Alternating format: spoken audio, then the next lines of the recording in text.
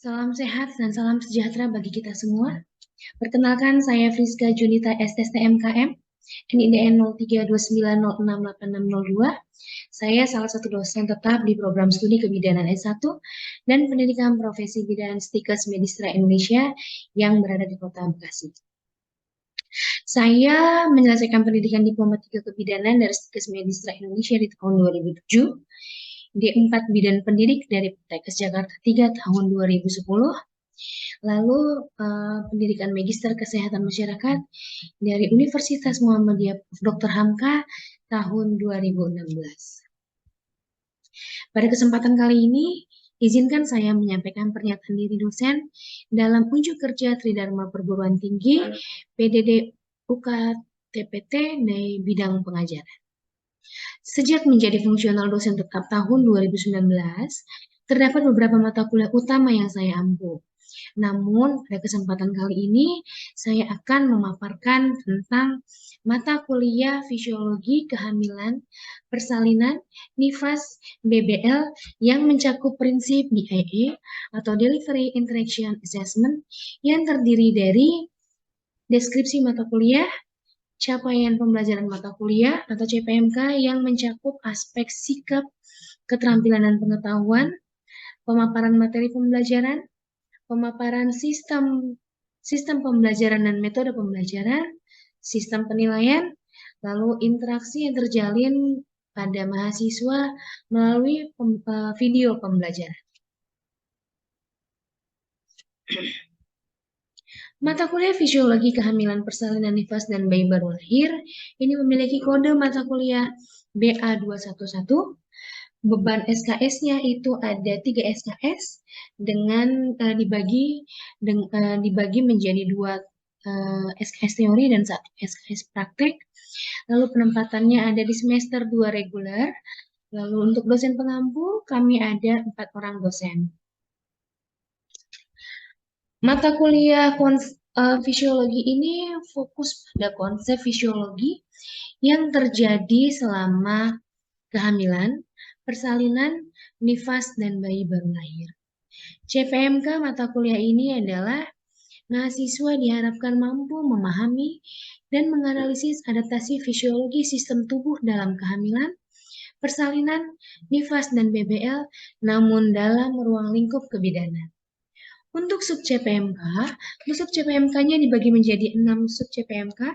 Yang pertama adalah mampu mengidentifikasi dan menjelaskan konsep dasar dan ruang lingkup fisiologi, kehamilan, persalinan, nifas, dan BBL, lalu mampu menjelaskan hubungan dan mendiskusikan perubahan adaptasi anatomi dan fisiologi dalam kehamilan pada sistem reproduksi, sistem kardiovaskuler, sistem hematologi, sistem respirasi, gastrointestinal, urinari, endokrinologi, perubahan payudara, dan fisiologi plasenta dalam kehamilan.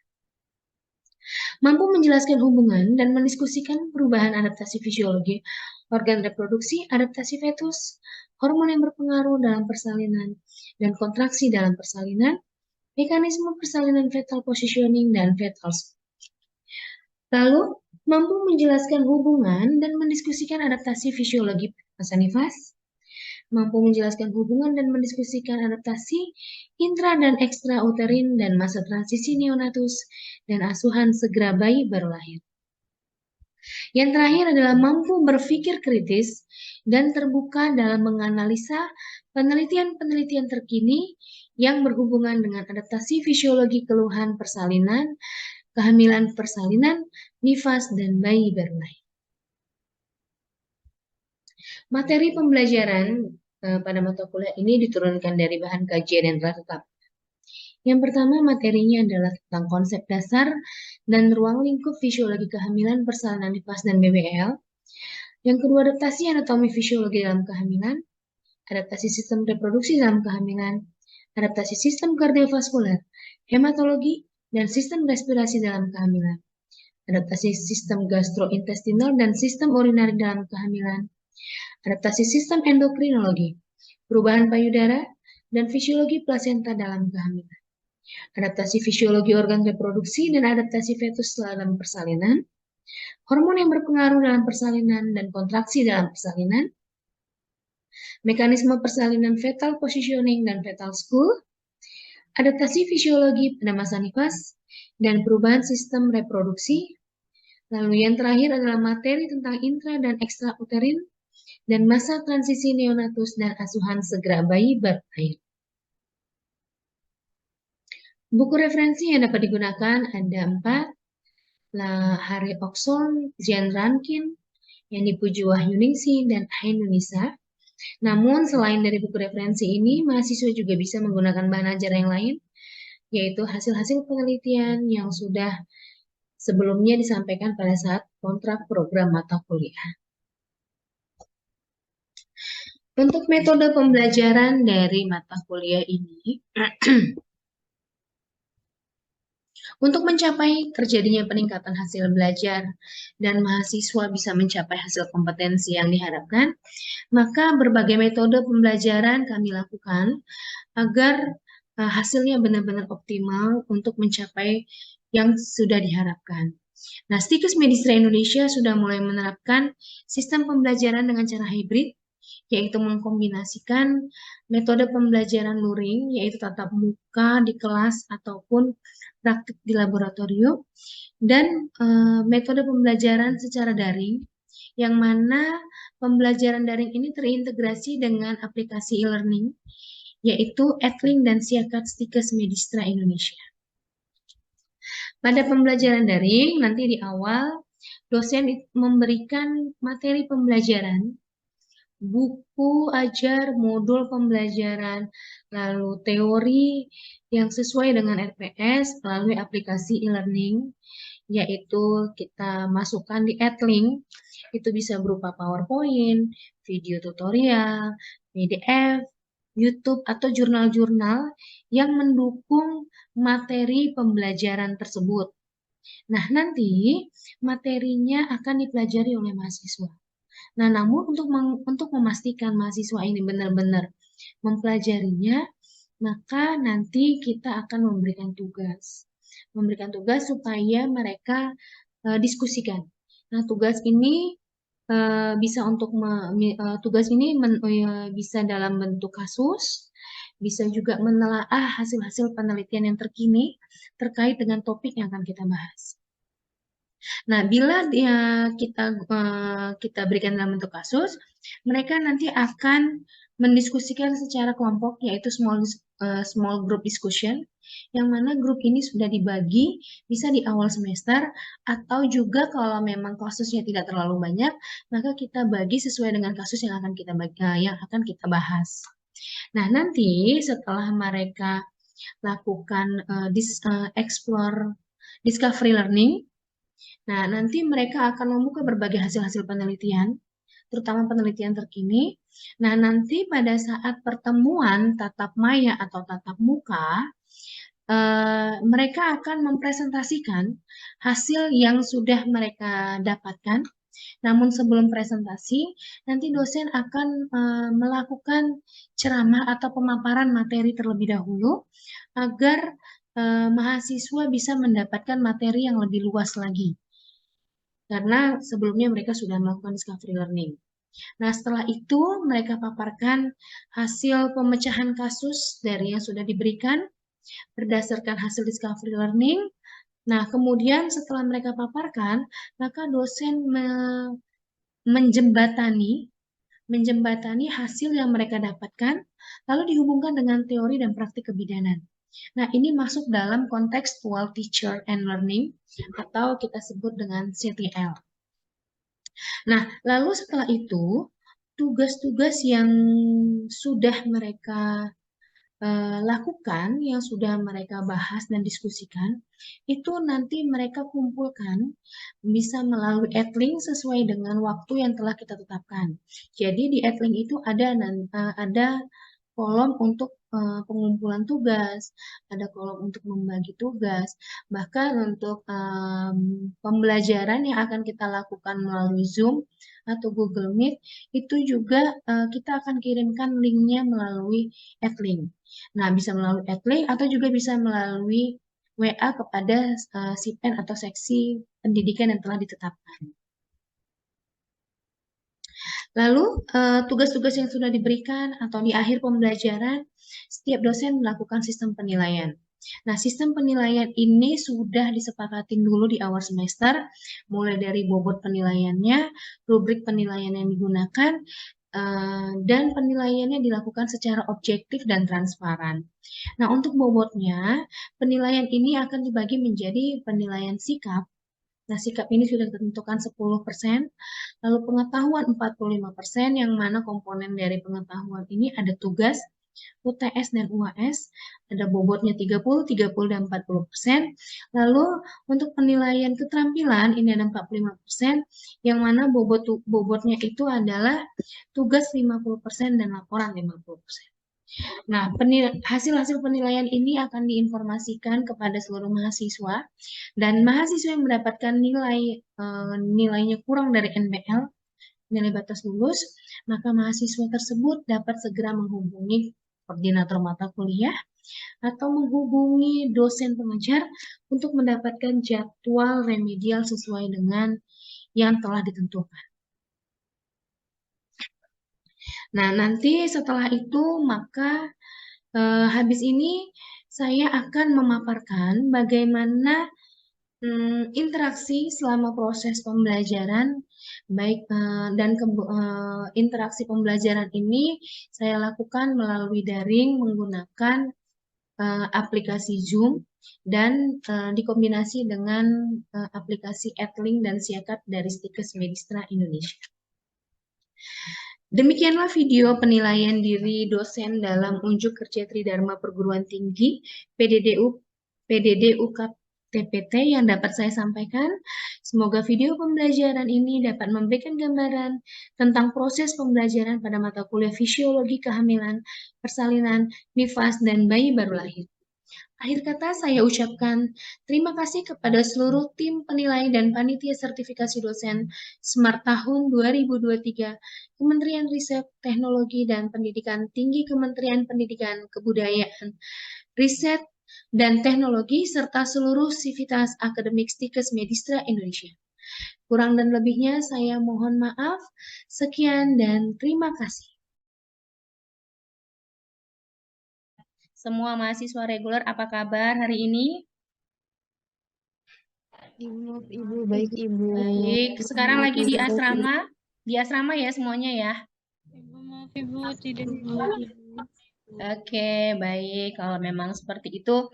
Nah, jadi hari ini izin Ibu tidak melakukan perkuliahan ke kampus karena memang kondisi Ibu yang sedang dalam pengobatan.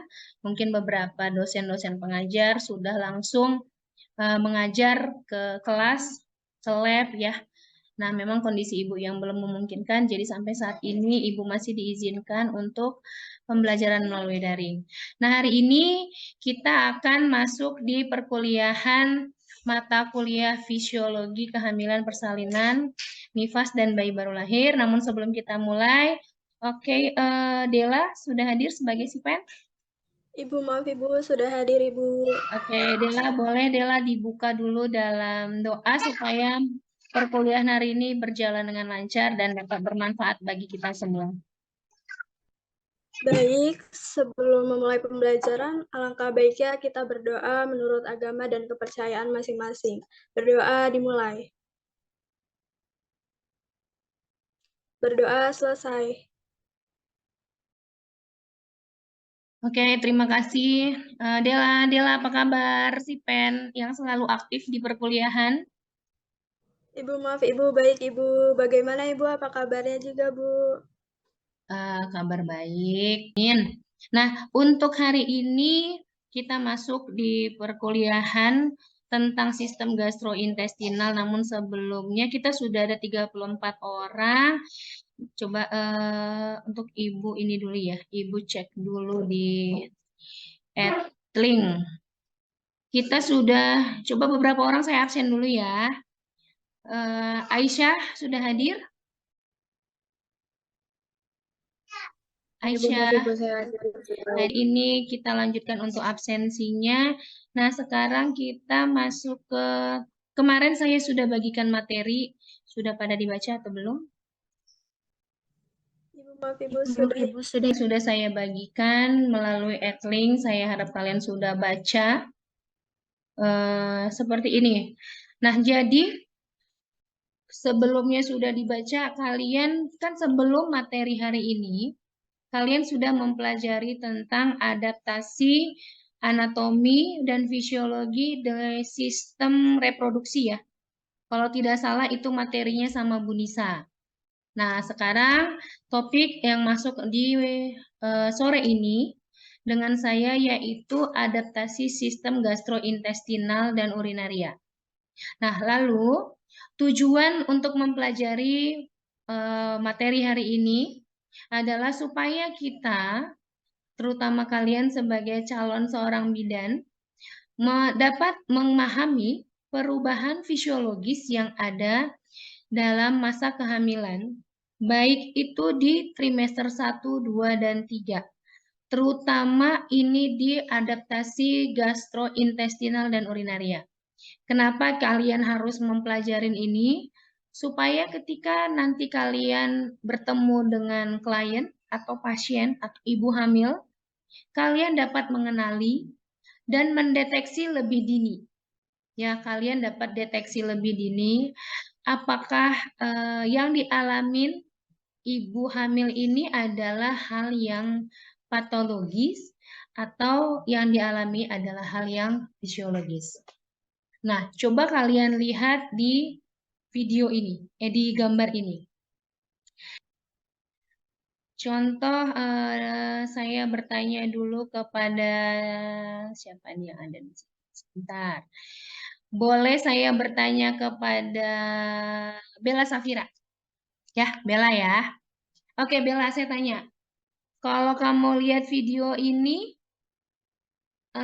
kamu hanya melihat fokus di mana? Perubahan mana yang kamu lihat di sini fokusnya? Ibu, maaf Ibu, di bagian perut sama payudaranya Ibu. Oke, perut dan payudara. Berarti yang terlihat hanya di sistem reproduksi. Ya, padahal ternyata ada banyak perubahan sistem yang terjadi pada ibu hamil. Sedangkan kita hanya melihat fokus di perut dan payudara. Padahal ada perubahan yang lain, yaitu contohnya yang hari ini kita pelajari adalah sistem gastrointestinal. Nggak kelihatan ya dari luar ya, karena sistem gastrointestinal itu sistem pencernaan ada di dalam tubuh dan ada sistem urinaria. Dan sistem urinaria ini juga tidak terlihat. Oke, nah berikutnya. Kehamilan ini kan merupakan suatu peristiwa alamiah yang akan dialami oleh setiap wanita. Nah, alamiah. Namun ternyata alamiah itu pun bisa mengalami perubahan yang patologis. Ya, walaupun fisiologis ternyata kalau kita tidak tahu perubahan fisiologis itu seperti apa, itu bisa berubah menjadi hal yang patologis. Nah, perubahan apa yang terjadi pada ibu hamil? Itu ada respiratori, gastrointestinal, endokrin, urinari, skin, dan lainnya. Nah, kemarin sudah saya bagikan materi ini. Nah, ini saat ini saya akan coba bertanya kepada kalian. Setelah kemarin kita pertemuan, kita sudah membahas dan saya sudah membagikan materinya kepada kalian, begitu juga dengan tugas yang sudah Ibu bagikan. Nah, sebentar Ibu ini dulu. Oke, Milka, coba kamu salah satu dari 5 kelompok. Apa kesimpulan dari isi jurnal yang sudah kalian telaah bersama satu kelompok ini? Ibu maaf Ibu belum jawab. Kesimpulannya itu terkait konstipasi. Konstipasi merupakan keluhan yang umum terjadi pada semua trimester. Kehamilan yang sebagian besar ditandai dengan konsistensi tinja keras dan mengejan kuat pada lebih dari 1 kali dalam 4 kali defekasi selama 4 minggu. Berdasarkan temuan, peneliti menyarankan perlunya screening dan konseling terkait keluhan konstipasi pada kontak awal kehamilan, khususnya di fasilitas kesehatan tingkat pertama FKPT sebagai langkah awal dalam upaya promotif dan preventif yang sesuai dengan standar asuhan kebidanan. Oke, baik. Kemarin ini sudah dikumpulin. Baik, terima kasih Milka atas kesimpulan tugasnya. Dan yang lainnya nanti Ibu akan cek kembali. Cek kembali tugas-tugas yang sudah kalian kumpulkan. Berarti ada 4 ya, 4 jurnal lagi yang akan nanti saya cek. Nanti nilainya akan saya bagikan ke kalian. Nanti kalian bisa lihat di Edlink ya. Untuk nilai-nilai tugas yang sudah kalian kumpulkan. Nah, coba Ibu evaluasi. Ibu tanyakan kepada siapa yang bisa menjawab? Siapa yang bisa menjawab kenapa pada ibu hamil bisa terjadi sembelit? Ibu, maaf Ibu, saya Ibu. Oke, coba Nursifah. Nursifah, kenapa bisa terjadi sembelit pada ibu hamil?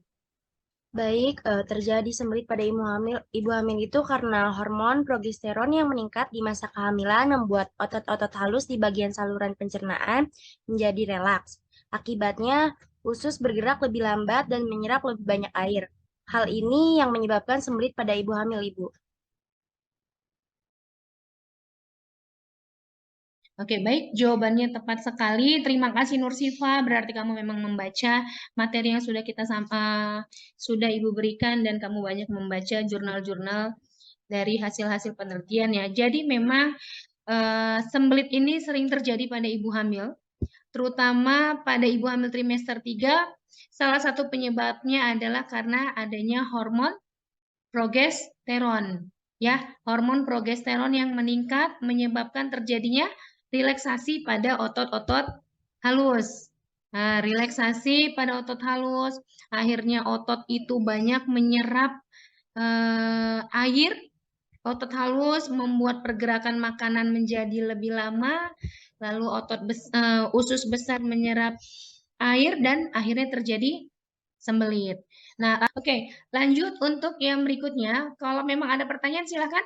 Kemarin kan kita sudah saya bagikan topiknya dan saya sudah ceramah di pertemuan sebelumnya.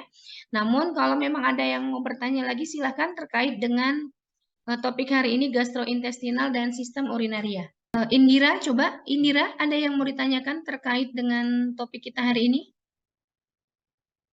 Ibu, maaf Ibu, ada Ibu. Oke, silakan Indira yang mau bertanya, silakan. Baik, sebelumnya perkenalkan nama saya Indira Zahra. Saya izin bertanya, mengapa bisa terjadi infeksi saluran kemih pada ibu hamil? Terima kasih, Ibu. Oke, tadi Indira bertanya ya. Indira bertanya mengapa bisa terjadi ISK pada ibu hamil. Oke, ada yang bisa menjawab?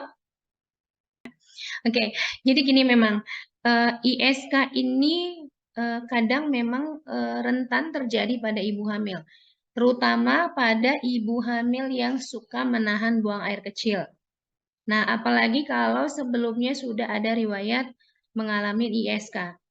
Nah, jadi memang karena perubahan yang terjadi pada saluran kemih ibu, ini menyebabkan sedikit memang posisi rahim ini kan akan berubah tepat di atas saluran kemih ya. Nah, jadi nanti rahimnya semakin membesar, menekan kandung kemih, sehingga memang akhirnya banyak bakteri yang ada di urin itu, banyak bakteri yang akhirnya terjebak di dalam kandung kemih. Dan apabila ibu hamil menahan buang air kecil, dan tadi karena adanya efek progesteron, menyebabkan terkadang ibu hamil ini menahan buang air kecil, tidak ada keinginan untuk buang air kecil, sehingga resiko dari ISK-nya semakin meningkat. Nah, makanya nanti kita sarankan kepada ibu hamil untuk banyak minum air putih dan tidak menahan buang air kecil, karena ini akan meningkatkan resiko terjadinya infeksi saluran kemih. Oke? Nah, sekian untuk pertemuan kita hari ini. Kita sudah melakukan tanya jawab, evaluasi tugas-tugasnya tadi sudah dikumpulin. Maka izinkan saya untuk siapa yang bisa menyimpulkan dari topik pertemuan kita hari ini, baik itu dari gastrointestinal ataupun urinaria. Ada yang bisa menyimpulkan dari pertemuan kita hari ini? Saya izin menjawab ya Ibu. Oke, silahkan. Untuk kesimpulan dari sistem gastrointestinal itu ada hormon estrogen dan progesteron yang meningkat pada kehamilan mempengaruhi mobilitas dan fungsi dari sistem gastrointestinal sehingga menyebabkan terjadinya perubahan pada ibu hamil. Mual dan muntah mungkin terjadi gejala yang sangat sering ditemui sekitar lebih dari 70% ibu hamil.